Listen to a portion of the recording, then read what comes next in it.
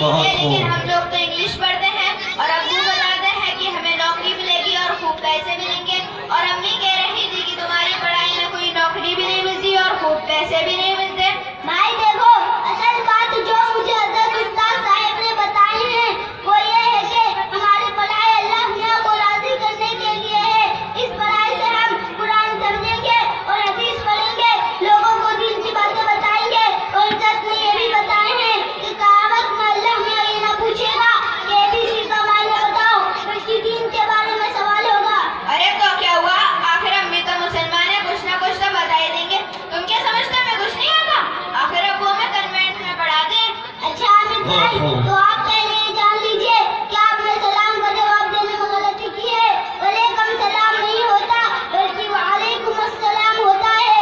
दूसरी बात, अगर आपको कलीमा आता है तो सिर्फ पहला कलीमा सुना दीजिए, फिर मुझसे सुन लीजिए। हाँ हाँ क्यों नहीं, लो सुनो पढ़ता हूँ।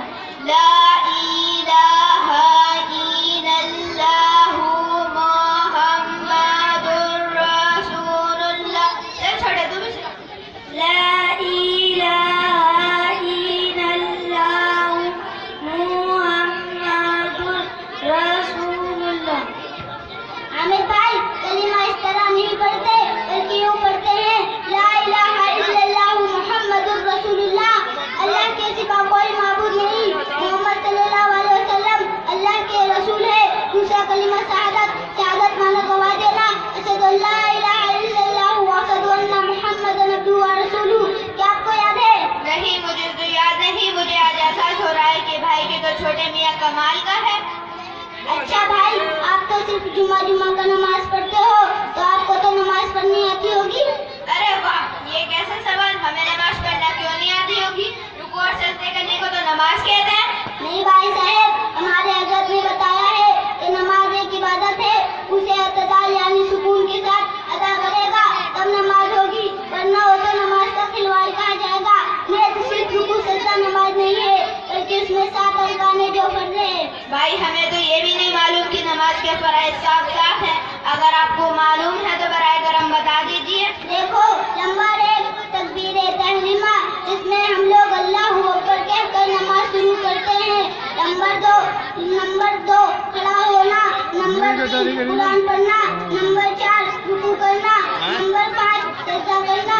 नंबर 6 कायदा आखिरा यानी दूसरी बैठक में तशहुद पढ़ने की बाकदर बैठना। नंबर 7 कायल वज़न यानी अपने किसी अमल के जरिए बाहर आना। ये तो हमने आपको बता दिया। अच्छा बात ये बताइए कि हमारे रसूल का नाम क्या है, वो किस खानदान के थे? बाप रे, इतना मुश्किल सवाल, ये तो मैं कभी सोच भी नहीं सकता कि तुझे दीन के बारे में इतनी मालूम आ जाए, इतनी नॉलेज है। हम लोग तो ये सवाल सिर्फ सुन सकते हैं और सिर्फ हमें ये मालूम है कि हमारे रसूल का नाम सल्लल्लाहु अलैहि वसल्लम है। अच्छा देखो, अब मैं बताता हूँ। मेरी अम्मी अबू भी सिखाते थे और हज़रत ने तो अल्हम्दुलिल्लाह याद करा दिया।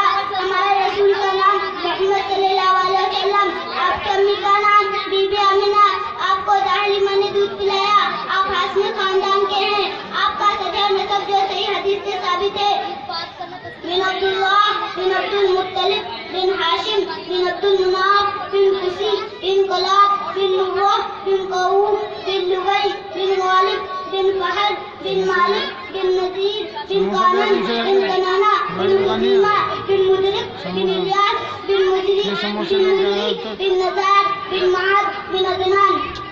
अरे भाई, आज तक हम लोग आपको बहुत बढ़िया समझते थे।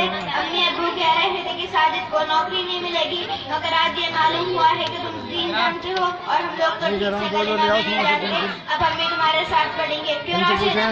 हाँ बिल्कुल, ये जरूरी है। लेकिन एक बात और बताओ, क्या तुम कुछ इंग्लिश भी जानते हो?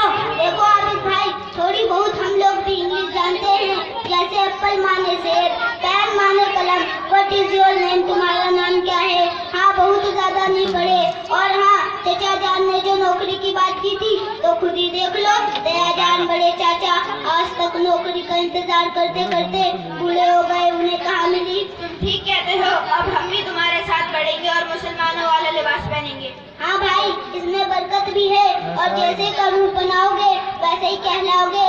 और हम सब लोग अल्लाह से दुआ करेंगे कि हम लोगों को अल्लाह आलिम व अमल बनाए और दीन के लिए कबूल फरमाए। आमीन। अस्सलाम वालेकुम व रहमतुल्लाहि व बरकातहू।